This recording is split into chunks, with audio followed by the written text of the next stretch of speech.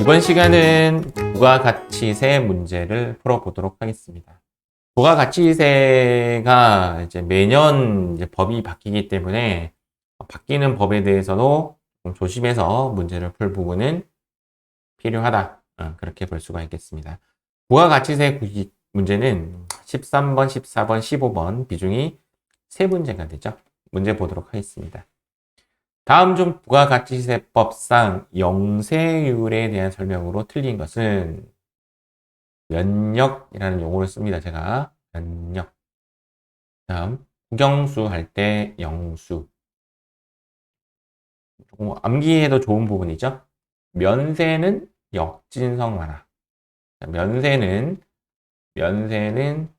역진성 완화입니다. 역진성 완화. 자주 나오는 문구죠.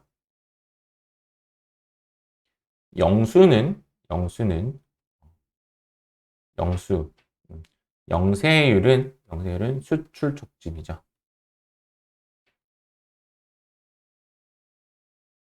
수출 촉진하는 이유는 달러를 외화를 벌이하기 위해서입니다. 답이 바로 보이죠.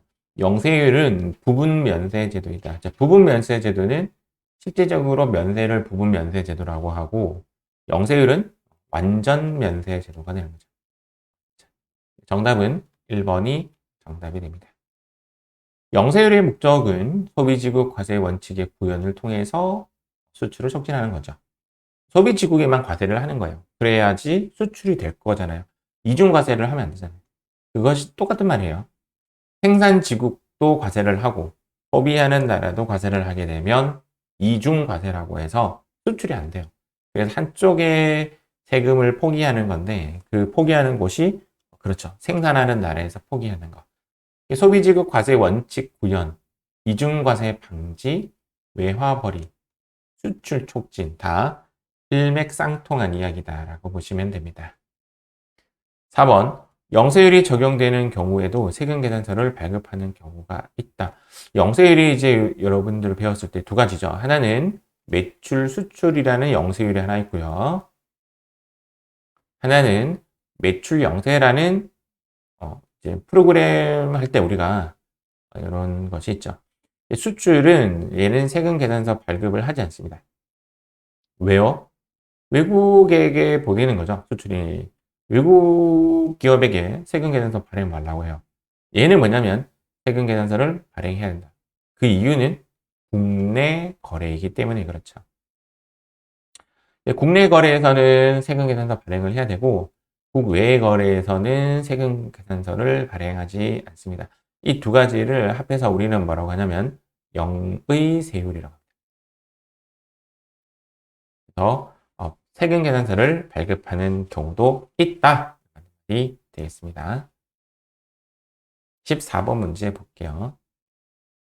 다음 중 부가가치세법상 용역의 공급으로 과세하지 않는 것은 용역의 공급, 그 다음 재화의 공급을 비교해서 문제가 재화의 공급을 골라라 라는 문제가 나올 수도 있고 또 하나는 그냥 용역의 공급 자체가 아닌 것, 즉 부가세를 매기지 않는 용역의 공급을 찾는 겁니다.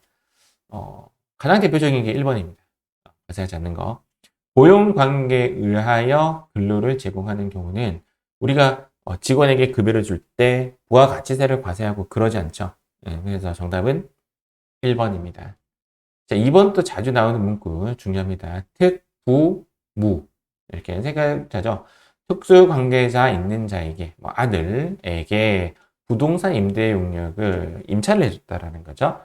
그때 무상으로 공급한다. 안 된다. 부가세는 내야 한다. 자기가 주요 자재를 전혀 부담하지 않고 이제 자재가 없는 상황에서 흔히 말하는 자재를 재화라고 할게요. 재화가 없는 상황에서 오리지널 뭐만 한다? 용역만 계산한 거죠. 가공이라고 하죠. 여기는 이거를 뭐라고 한다? 용역의 공급이다 라고 합니다. 조금 비교해서 본다면 재화 플러스 용역이 되면 그것은 부가세법상 재화의 공급이라고 하고 재화가 X인 상태, 자재를 부담하지 않은 상태에서 용역만, 가공만 할 경우는 용역의 공급이라고 한다. 얘가 O일 때는 재화의 공급으로 간다. 다만 건설업이라는 앞에 타이틀이 용역업에 관련된 타이틀이 붙으면 책에 나오는 타이틀은 건설업이 가장 대표적으로 나옵니다.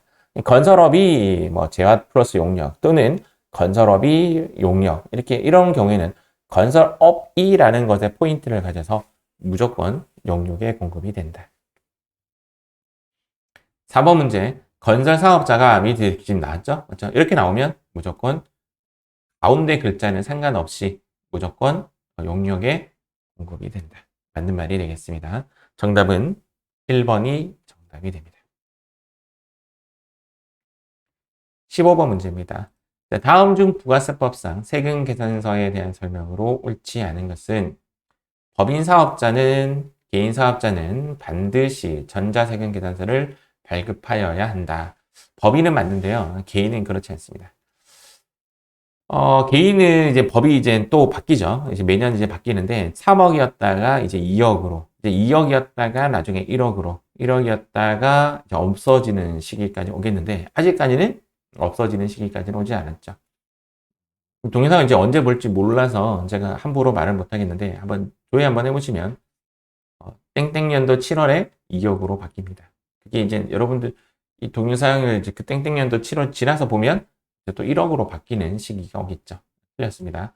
정답은 1번입니다. 반드시 때문에 틀렸어요. 그런데 언젠가는 이 말이 이제 맞는 말이 되는 시기가 오겠죠. 맞죠? 네, 그것은 조심해 하셔야 될 것 같습니다. 나머지 한번 간단하게 읽어볼게요. 세금 계산서는 사업자가 원칙적으로 재화 또는 용역의 공급받는 자에게 발급해야 한다. 공급 시기라는 말이 중요한 겁니다. 이게 특례로 다음 달 10일까지라는 표현을 하고 있지만 그 특례가 원칙은 아니에요. 원칙은 공급 시기이다. 3번 전자세금 계산서 발급하면요. 그 다음 날까지 전자세금 계산서를 전송해야 한다. 이 말입니다. 전송 기일은 발급일 플러스 1일이다라고 하죠. 플러스 1일. 그런데 사실은 실제 실무에서는 발급과 전송이 동시에 일어나죠. 동시에 일어납니다. 4번 세관장은 수입되는 재화에 대하여 부가가치세를 징수할 때는 수입된 재화에 대한 수입세금 계산서를 수입하는 자에게 발급해야 한다. 누가? 세관장이. 요것이 우리 그 프로그램으로 했을 때는 매입, 수입이라는 개념 그 유형입니다. 이때 누가 수입을 발급하죠? 그렇습니다. 세관장이 발급합니다. 그래서 요거는 수입하는 자에게 수입세금 계산서를 발급하여야 한다. 맞는 말입니다. 정답은 1번이 되겠습니다. 오늘 여기까지 해서 100회 풀이를 마치도록 하겠습니다. 수고하셨습니다.